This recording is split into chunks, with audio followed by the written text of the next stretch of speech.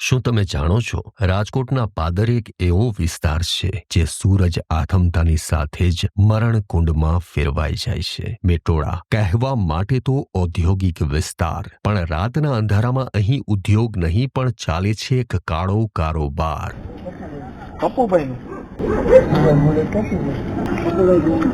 નામ યાદ રાખજો, પપ્પુ પોટલીવાળા. એક એવી ગેંગ જે સાંજ પડતાની સાથે જ એક્ટિવા પર સવાર થઈને નીકળી પડે છે. ઉપર દેખાય છે લીલાછમ શાકભાજીના પાથરણા, પણ તેની આડમાં નીચે હોય છે 4 હાથની ડિલિવરી. શાકભાજી તો માત્ર બહાનું છે, અસલી ખેલ તો નશાની પોટલીઓનો છે. આ ગેંગને હિંમત ક્યાંથી મળે છે? જવાબ છે રાત્રિનો અંધકાર. આ વિસ્તારની સ્ટ્રીટ લાઇટો ખરેખર બંધ છે કે પછી ઈરાદાપૂર્વક તેને બંધ રાખવામાં આવે છે, જેથી અંધારાની ચાદર ઓઢીને આ મરણકુંડ ધમધમતો રહે? રહેવાસીઓ ભયના ઓથાર હેઠળ જીવે છે. દરેકને ખબર છે કે મેટોડામાં શું ચાલી રહ્યું છે, પણ બોલવાની હિંમત કોણ કરે? કારણ કે અહીં કાયદો નહીં, પપ્પુ ગેંગનો ખોફ બોલે છે. અને આપણા વિપક્ષના મિત્રો જે રાજકોટ શહેરમાં તો તેમનો અવાજ બુલંદ બનાવે છે, પણ જેવી જ શહેરની હદ પૂરી થાય એટલે વિરોધ પક્ષના લોકોનો વિરોધ પણ લુપ્ત થઈ જાય છે.